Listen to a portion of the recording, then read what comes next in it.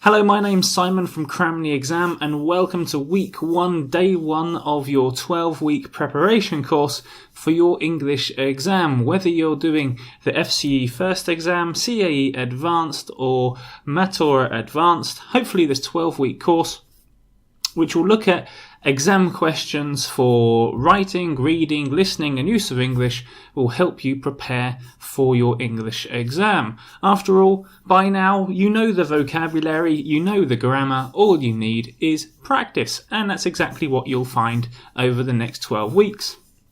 Where, as I said, every day from Monday to Thursday, and there'll be some extra help on Friday, you're going to get plenty of resources to practice your skills and put them to good use. Okay, today we're going to have a look at writing, and what I'd like to do is have a look, explain to you the basic parts, the basic elements of the Part 1 writing question for the FCE First or CAE Advanced exam. For both exams, the first part of the writing question is going to be an essay question. Now, you have to do the essay question. There's no getting away from it. But the good news is that it's easy to prepare for. As long as you practice, you should get a good mark. So let me talk you through the 6 basic rules for the essay question. Okay, so over my shoulder you should see the 6 rules, the basic rules. 1, underline. 2, format. 3, word count. 4, structures, grammar and language. 5, planning. And 6, of course, is practice. Now, in this 12-week course, we're going to have a look at the essay question 3 times. And in the remaining 2 videos, when we come back to the essay question, we'll be looking at different aspects of the essay question in terms of marking and in terms of content, in which will give you extra information about how to get the best possible scores, best possible marks. But here, as I said, I'll just fly through the basics. So first of all, number 1, underlining. Now, it's often the basic rules when they're forgotten, they're the ones that cost you the most marks. Why do we underline the question text? Because this is what it's all about. You've got to underline the question text. Why? You underline the question text in order to identify exactly what it is you have to do, exactly what it is you have to write about, and exactly what it is you need to write to inform the reader. Because a large part of the marks is about informing the reader. Is the reader informed? And if you miss out one of the parts that you have to write about, then it will be counted as if the reader is not informed and you'll lose marks. So it's one of the easiest ways to lose marks, and it can be avoided by underlining. Now, the great thing about underlining is that when you've talked about that bit of the exam question you have to talk about, you can tick that underlining to say to yourself, I've underlined it, so I know what I've got to write about. And when you write about it, you tick it to say, I've written about this, now I can go on to something else. So although this is really basic stuff, lots of teachers tend to ignore this because they think, you'll know this anyhow. But my experience tells me if you do not underline, there's a greater chance of you not answering the things that you're meant to write about, and you're losing points. Now, for the essay question, the essay follows a particular format, and that format is something you should practice, and the format looks like this. There will be an introduction where you introduce the topic of the essay. So you've got to get used to writing introductions of some kind. And using rhetorical questions are a fantastic language tool for you to use in the introduction. And it shows off a wide range of your language skills. So if you're not familiar with rhetorical questions or what they are, a quick search on Google, type in rhetorical questions, grammar, rhetorical questions, English, and you'll find plenty of resources. And then you've got the structure of the essay itself. Now, for the FCE, you have to write about 2 things. So the structure will look like this. Introduction, paragraph 1, and in that paragraph, a pro or a con or an advantage or a disadvantage and a reason. Paragraph 2 will be the second point, a pro, a con, and your reason. Paragraph 3 will be a pro, a con about the third point and a reason. For the CAE exam, you only have to write about 2 things. So you only have to write about 2, you only have to use 2 paragraphs. For FCE, that 3rd paragraph is something that you have to think about by yourself. So you're given 2 topics or 2 ideas. The 3rd idea you have to think about by yourself. This 3rd idea has to be distinct. In other words, it's got to be different to the other 2 ideas that are given to you, but you have to write about. So you've got to get used to brainstorming and thinking about topics, whatever they are. But we'll come back to that later on. And then finally, you've got a conclusion. And I've written here, strong opinion. You've got to write a strong or a clear opinion. I believe, I think, it's my opinion that. It has to be a strong opinion line which leads into whatever your conclusion must be. So you can practice this format through practicing the essay questions. So you've got introduction, paragraph 1, pro-con, paragraph 2, pro-con, paragraph 3, pro-con for FCE, and of course the reasons for all of those things, and then a conclusion with a strong opinion. For number 3, basic rule, word count. Now, for the FCE, I think it's 140 to 190 words. For the CAE, I think it's 220 to 260. You've got to get within that word count. If you write under the word count, it will be assessed as if you haven't answered the question completely or you've missed a bit out. If you write more than the higher amount of words, it means that you're including unnecessary information and you'll be penalised for that. So you've got to stay on point within the word count. Now, don't count your words. It's written very clearly in the instructions for teachers and examiners that students shouldn't be word counting. So what you've got to do is get used to what the correct amount of words looks like on a piece of paper when you're writing. So is the correct amount of words 1.5 pages of 1.5 pages? Is it 2 pages? Is it 1 page? And this is where practicing comes in. If you practice, you get to know straight away just by looking at a document, roughly, am I in the correct word count? Examiners know through experience how many words there are in an answer just by looking at it. So they don't count the words. They're not going to penalise you if you go 1 or 2 words over. But they do know from experience. They'll look at a piece of paper and they'll say, this guy hasn't answered the question properly, or they'll look at a piece of paper and say, this guy's written far too much, there's stuff here that we don't need. So you also have to get the hang of looking at your writing and knowing more or less how many words there are. 4. Structures, grammar and language.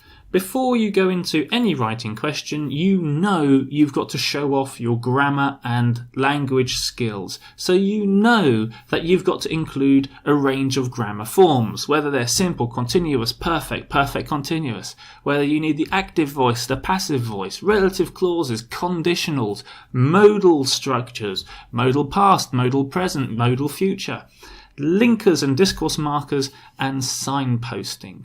Now, I'm sure you're familiar with the first 5 things that I've got here on the screen. Linkers and discourse markers, these are very important because they help guide the reader through your writing. So there are lots of words that can be conjunctions like and, but, so, yet.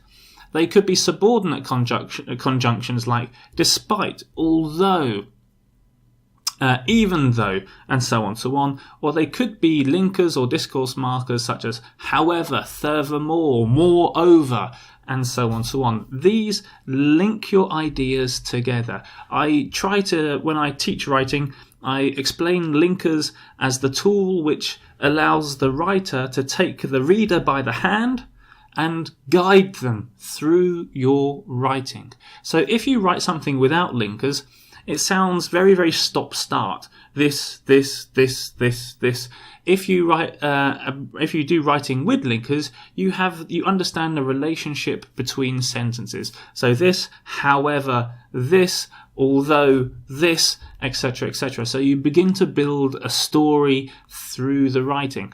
And of course, if you're writing pros and cons, which you are, then there are some linkers and transitions that you can practice to suggest pros and cons. So that's something worth researching and thinking about. So once again, if your course book doesn't cover this, then get onto Google, type in discourse markers, linkers, and you'll see plenty of resources and lots of free exercises for you to practice those skills. Signposting. Signposting is a form of linker or discourse markers, but these are more obvious. These order your text. So it could be things like firstly, secondly, thirdly, in conclusion, and things like this. So what you're doing is you're very, very clearly highlighting to the reader, this comes first, then this, then this, then this. So it creates a logical order to your writing. And for your writing exam, whether it's part 1 or part 2, I strongly recommend that you use signposting and signposting in your writing to create order to your writing. Question number 5. It's an obvious thing, but so many people don't do this. And you know when so many people don't do this, and of course I'm talking about planning, and that's because you have writing and then you have extra bits of text kind of written in the bottom and arrows to the middle of the text, or you have a little bit of text in a bubble up here and an arrow which goes in there, or you have crossing out, or you have all kinds of hieroglyphics in the writing which suggests that the writing hasn't been planned. Now, if you go back to the format of the essay question, you know, introduction, para 1, para 2, para 3, if it's the FCE, conclusion. So in the plan should follow exactly the same format. What do I say in the introduction? What's para 1? What's para 2? What's para 3? What's the conclusion? Now, this should take you 5 minutes, and 5 minutes only. So just a few words, or even words and linkers. Or words and signposts, things like this, so you can quickly write down the basic structure of what it is that you want to talk about or write about, and that means when you write, you include everything. And of course, this links back to underlining as well, because underlining, you can use your plan, check it against the underlining as you write your plan. You're ticking off the bits that you've underlined. Yes, I've included that. Yes, I've included that. And that way you know you're fully answering the question. If you practice this skill, you can get it down to 5 minutes or less, which means you've got 35 minutes to write your answer. And when you've planned it, 35 minutes is a lot of time. When you haven't planned it, 40 minutes can become a nightmare. So I strongly recommend that you practice planning. And point number 6, as I've mentioned many times, practice. You know what to expect with the essay question. You know you have to do it. So that means you know what you can practice before you get to the exam question. And in the 12 weeks that that you'll go through, if you follow this course, you will have 3 examples or 3 chances to practice your essay questions. Of course, you might need more. You might need to practice your essay questions more, in which case go ahead and do that. You can do this by yourself, particularly the planning, and very often you can just go to your course book, for example, or resources on the internet, and you can just have a look at the essay question and you can just do the plan. And time yourself, 5 minutes, or begin with 10 minutes, then go down to 5 minutes. Write the plan, practice, practice, practice. If you don't know what linkers and signposting is, get onto it, get onto Google, find out what it is. If you're not sure how to express opinions or conclusions, get onto Google, find out how to do that. And of course, you need to think of ideas, particularly for the FCE, where you have to think of a third option. So practice brainstorming. A very good way to do this would be to have a look at the units in your course book. There are 14 different units, which gives you 14 ways to practice brainstorming. So take the unit, title, whatever it might be, whether it's about the environment, whether it's about sport, family, relationships, whatever it is, and just spend 5 minutes brainstorming. It's a good way to practice your vocabulary, and of course, it allows you to practice thinking.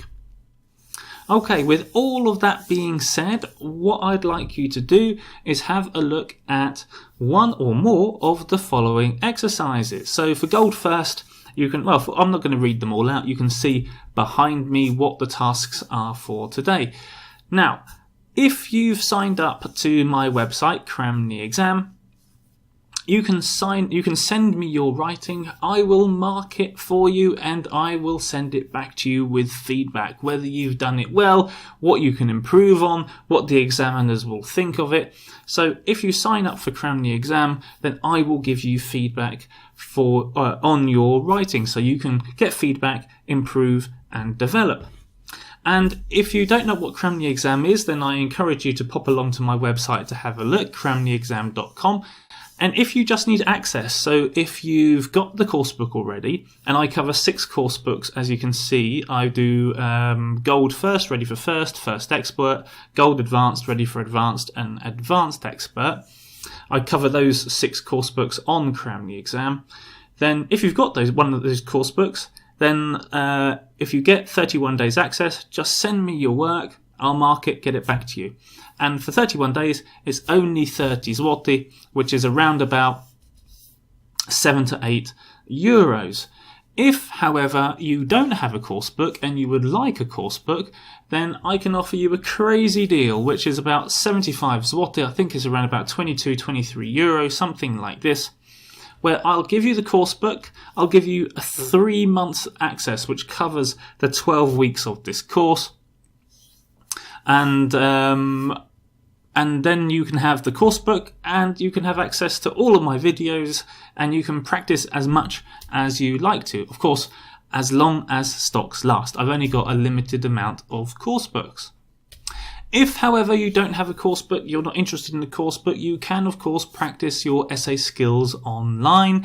There are plenty of online exercises for you to do that.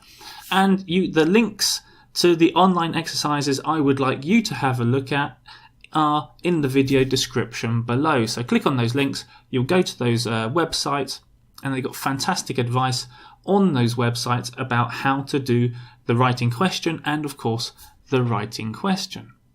So there we go for today. A quick run through of what the basic rules are for the Part 1 essay question for FCE or CAE. If you've got any questions, comments or queries, if you agree or disagree with anything that I've said, or if you want to talk to me about anything else in relation to writing, please leave a comment below and I'll get back to you. Okay, I'll see you tomorrow with week 1, day 2, where I think we're looking at listening.